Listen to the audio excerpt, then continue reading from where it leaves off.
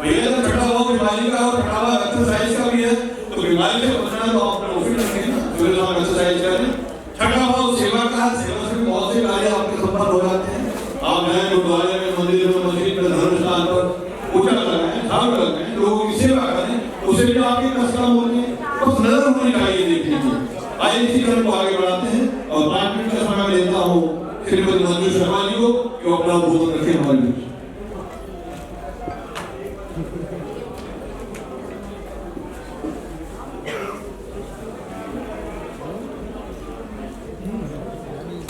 गुरु ब्रह्मा गुरु विष्णु गुरुदेव महेश्वर गुरु साक्षात् परब्रह्म तस्मै श्री गुरुवे नमः। सर्वमंगल मांगल्ये शिवे सर्वार्थ साधिके शरण्ये त्र्यंबके गौरी नारायणी नमस्ते। मंच आसीन सभी विद्वानों को मैं नमस्कार करती हूँ, प्रणाम करती हूँ और सभागार में उपस्थित सभी का स्वागत और अभिनंदन। आप सभी अपने लिए जोरदार तालियां जरूर करें। मेरे को सिर्फ 10 मिनट का ही समय मिला है और 10 मिनट में सबसे पहले मैं बात करूंगी कुंभ के बारे में। बहुत ही चर्चित विषय आजकल चल रहा है और मैंने इसके आगे पॉडकास्ट भी किया है। कुंभ है क्या और 12 वर्षों में ही क्यों लगता है और प्रयागराज में ही क्यों लगता है। प्रयाग का मतलब होता है प्र मतलब प्रथम और याग मतलब यज्ञ। सृष्टि के रचिता ब्रह्मा जी ने यहाँ पर प्रथम यज्ञ किया था, इसलिए इस स्थान को प्रयागराज कहते हैं। इसके बाद मैं आपको बताऊंगी कि 12 वर्षों में क्यों लगता है, क्योंकि आप सभी जानते हैं गुरु बृहस्पति का गोचर एक राशि में 1 वर्ष चलता है और जब गुरु बृहस्पति अपना गोचर कंप्लीट करके वृषभ राशि में आते हैं तभी कुंभ लगता है। और यहाँ तक कि सूर्य और चंद्रमा मकर राशि में होते हैं तब शाही स्नान आयोजन होता है। रामचरितमानस में तुलसीदास जी ने कहा है, माघ मरकत रवि जब होई तीरथ बकई आवे सब कोई देव धनुष की नर नर श्रेणी सागर बच्चन सकल त्रिवेणी। तो उस समय सभी देवता धनुष मानुष मनुष्य और यहाँ तक कि किन्नर भी आकर प्रयाग में स्नान करते हैं। तो आप सभी को मौका मिले तो आप सब प्रयागराज जरूर जाएं। इसके अलावा मैं बताना चाहूंगी समुद्र मंथन की कथा सभी को पता है। समुद्र मंथन से सबसे पहले हलाहल विष निकला जिसे भगवान भोलेनाथ ने पिया और नीलकंठ बन गए। उसके अलावा कौस्तुभ मणि, ऐरावत हाथी, उच्छ्रवा, कामधेनु, ऐश्वर्य को प्रदान करने वाली माता लक्ष्मी भी समुद्र मंथन से निकली और चंद्रमा निकले। अंत में धन्वंतरी भगवान अमृत का कलश लेकर निकले और अमृत के कलश को लेकर झड़प हुई कि देवता पेंगे दानव पेंगे।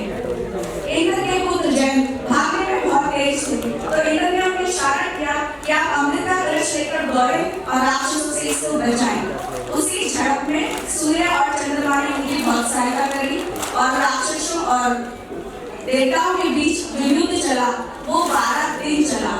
मनुष्यों का 1 साल और देवताओं का 1 दिन बराबर होता है, इसलिए वो 12 वर्ष में लगता है। और उस झड़प में जहाँ जहाँ अमृत की बूंदें गिरी वहाँ पर आपको कुंभ का मेला देखने को मिलता है। प्रयागराज, हरिद्वार, उज्जैन और काशी। ये कथा मोस्टली सभी लोग जानते हैं कि भगवान विष्णु ने मोहिनी धारण किया और देवताओं को अमृत कराया। इसके अलावा एक बहुत सुंदर कथा मिलती है। प्रजापति कश्यप की पत्नियां थी वनिता और कर्दम। उन दोनों के बीच एक शर्त लगी कि भगवान सूर्य की जो रथ है उसके घोड़ों का रंग कैसा है, श्वेत या काला। तो उन्होंने कहा जाके सुना सामने ही देख लिया जाए कि उनका रंग कैसा है। जब सामने देखा तो देखा कि घोड़ों का रंग श्वेत है यानी कि सफेद। लेकिन कर्दू ने हारने की भावना से, वो नागों की माता थी, अपने पुत्र नागों से कहा कि घोड़ों में लिपट जाए जिससे घोड़ों का रंग स्वतः ही काला दिखने लग जाएगा और वनिता हार गई। दासों से मुक्ति के लिए उन्होंने कहा कि गरुड़ जो उनके पुत्र हैं, जो भगवान विष्णु के वाहन हैं, और अरुण जो भगवान सूर्य का रथ चलाते हैं, उनसे अगर वो अमृत कलश मंगाए तो उन्हें वो दासों से मुक्ति कर देगी। और अमृत कलश को लाने के लिए जब गरुड़ गए तो वासुकी नाग से उनका झड़प हुआ और अगेन समुद्र मंथन की बूंदें जहाँ जहाँ गिरी वहाँ कुंभ लगता है। ये मैंने आपको 2 कथा बताई हैं। प्रचलित लोग समुद्र मंथन की जानते हैं तो मैंने सोचा ये भी आपको बता दी जाए। आप कह रहे कि ज्योतिष की बात, वैसे तो गुरु जी के सामने ज्योतिष के बारे में क्या ही करूँ, पर चलिए फिर भी थोड़ा सा बता देती हूँ। आज मैं करूँगी बुद्ध के बारे में बात। बुद्ध वाणी के देवता है, बुद्ध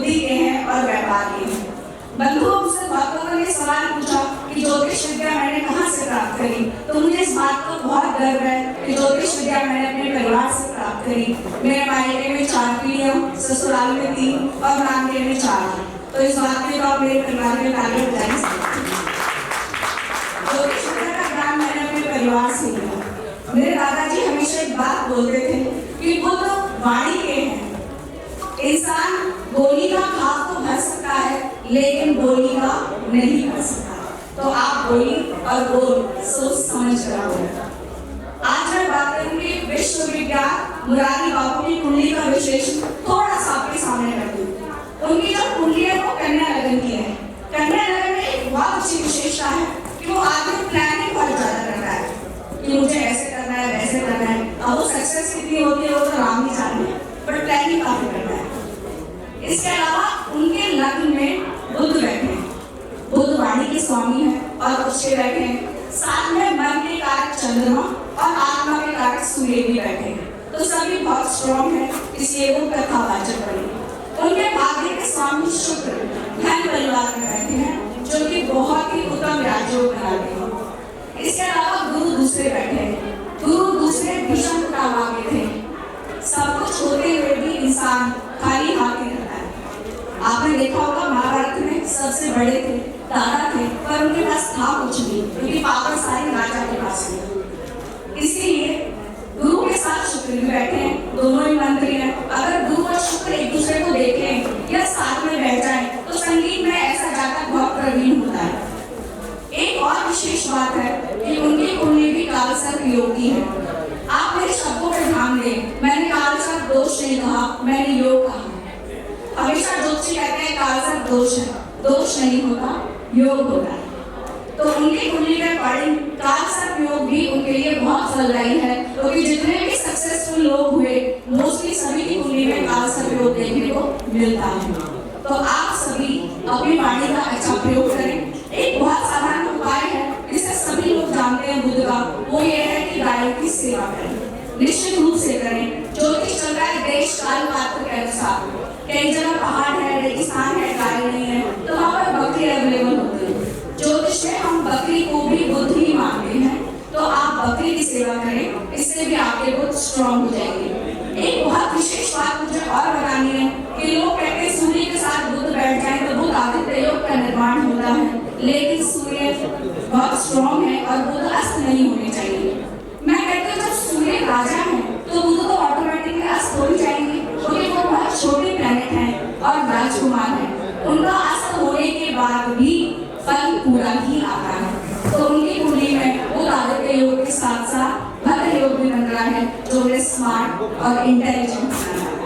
तो आप सभी ज्योतिष का अध्ययन करें और इन चीजों का विशेष ध्यान रखें कि कौन सा ग्रह कहाँ बैठा है। कर्म अच्छे करिए और परमात्मा का स्मरण करिए और जाते जाते 2 लाइन सभी के लिए, बस कर्म तुम्हारा कल होगा। कर्म में अगर सच्चाई है तो कर्म कहाँ निष्फल होगा। हर संकट का हल होगा, वो आज नहीं तो कल होगा। धन्यवाद। बहुत सुंदर।